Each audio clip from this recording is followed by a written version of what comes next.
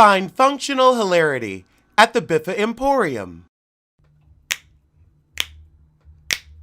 Girl, it's what I heard. Allegedly, it's just the word. Allegedly, it's on the street. Allegedly, I sing to the beat. Allegedly, lee, lee, lee. Allegedly, lee, lee, lee. Allegedly, lee, lee, lee. Allegedly. So Monique and Chris Samuels have something to say. Child, we opened the video with Monique not knowing what to do with this darned bird. Her husband's like, just don't let it poop on me. Okay, so she got an old friend that was trying to get on the show telling the business. Is she talking about Charisse? So she cut the friend off, but she hasn't named a name yet. But when she cut her off, that's when she reached out to production. Oh, she got a bunch of statements from people she reached out to. She was calling everybody. Oh, she accused Monique of having an abortion, but calling it a miscarriage. That's foul. That's as low as you can go. So this heifer told her producer to ask for receipts about this miscarriage. Now this heifer has Candace's number for some odd reason. She wanted, okay, so it's not Charisse. She wanted Charisse's number because she knew they were on the outs. So Candace talks to her for 2 hours while this heifer tells all her business. Then the heifer said she was cheating on Chris and the baby wasn't his. Oh, she almost said her name Gigi, but it wasn't Gizelle. So Charisse started telling the whole group what this heifer was saying. So Monique is like, so Candace, you gonna really team up with this heifer and Charisse to go against me? I see how you is. So Monique said, look, I almost didn't come back. Production said, okay, well, we'll leave this plot line alone. So production said no, but Gabrissi and Candace and Charisse said yes. So Candace brought up the former friend's name, pissing Momo off even more. Okay, but they didn't air the friend's name, but she still saw them pull it. Gabris and Gabrissi did it too.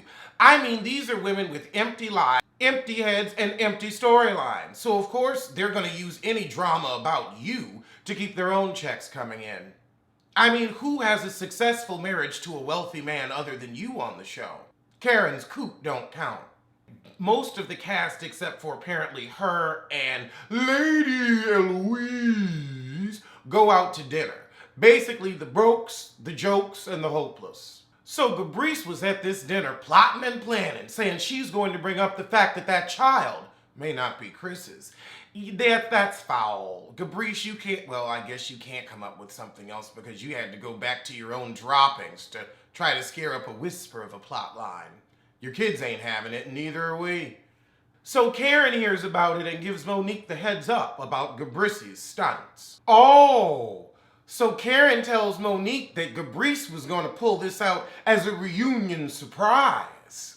Oh, she said now if somebody talked about Gabrice and Gabrissi's kids or their illegitimate siblings, she'd hit the roof. And you know, with that big head, it wouldn't take much. Huge head. Head Molati. So right when filming started, Candace fesses up but leaves out her part of the conversation. Now she says this situation had nothing to do with the fight, but it had to add. She says, I never forgave Gizelle for the bullshit we've been through. I was just being professional.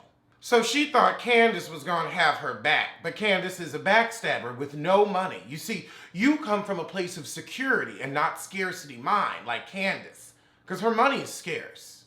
Her husband's hair is scarce. Her options are scarce. It must be difficult. Monique said Charisse was on the phone with my ex-friend and another heifer, just plotting on me. And you, having been cheated on and been a cheater, should have more respect for the institution of marriage. So she says Ashley's innocent and stayed out of it. Told her everything and said, I ain't in it.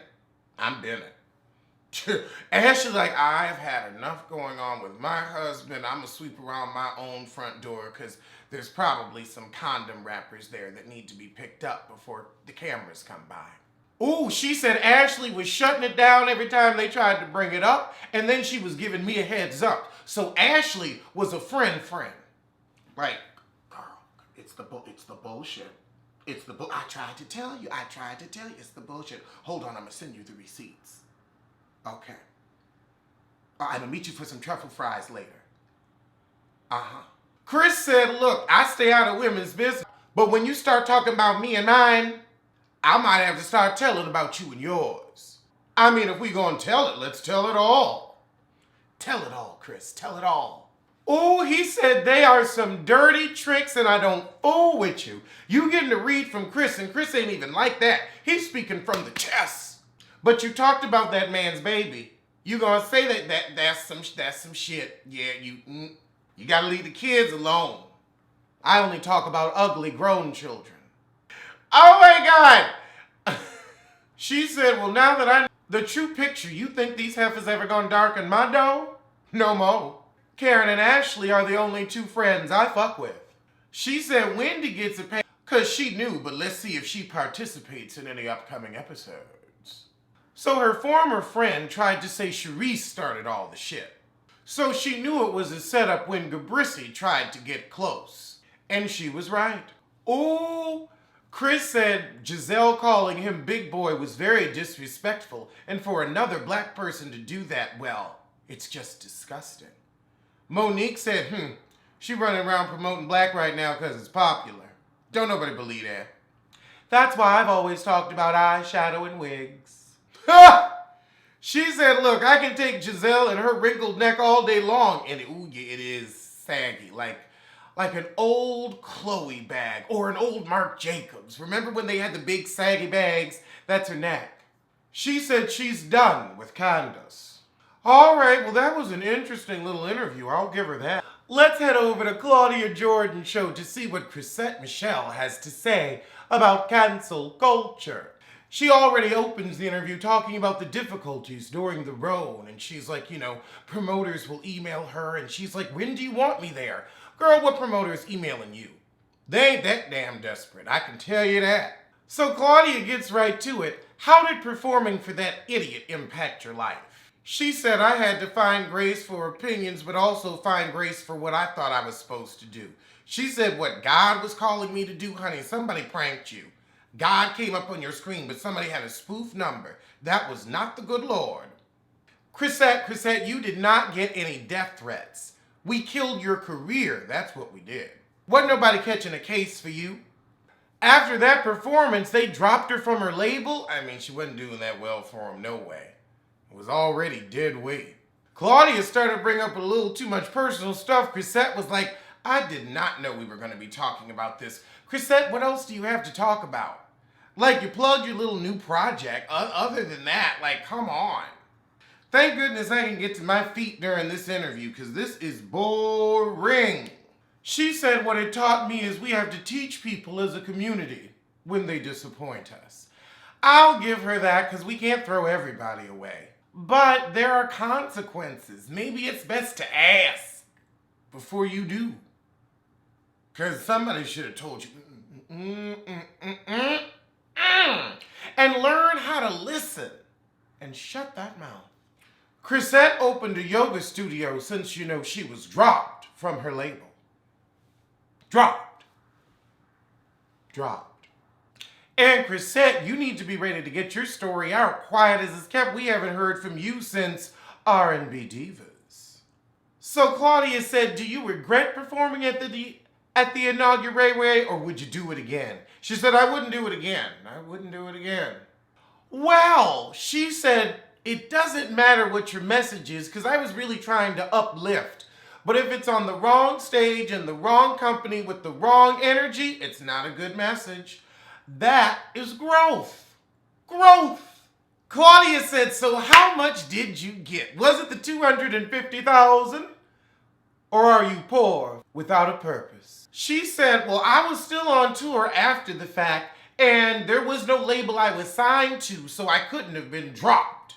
So you weren't dropped, you was just already independent. Well, that lets us know how much the industry gave a fuck.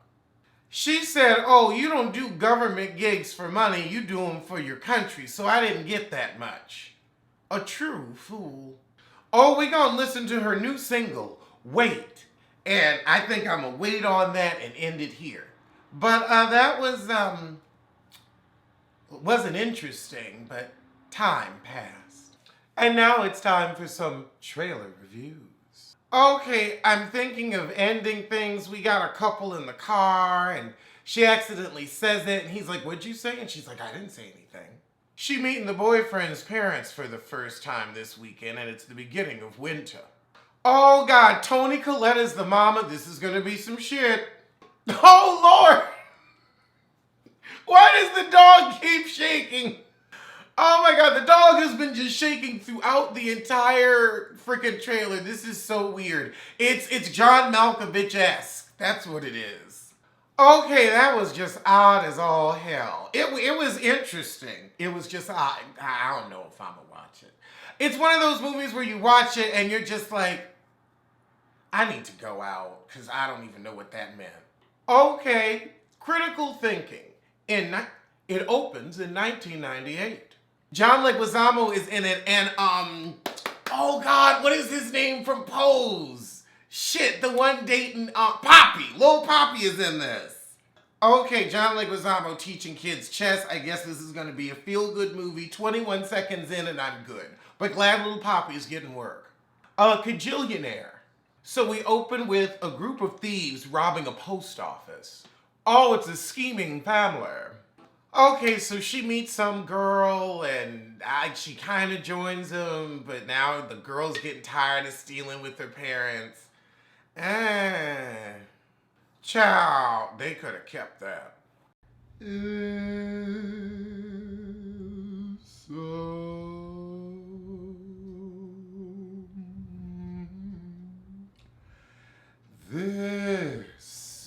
some hoes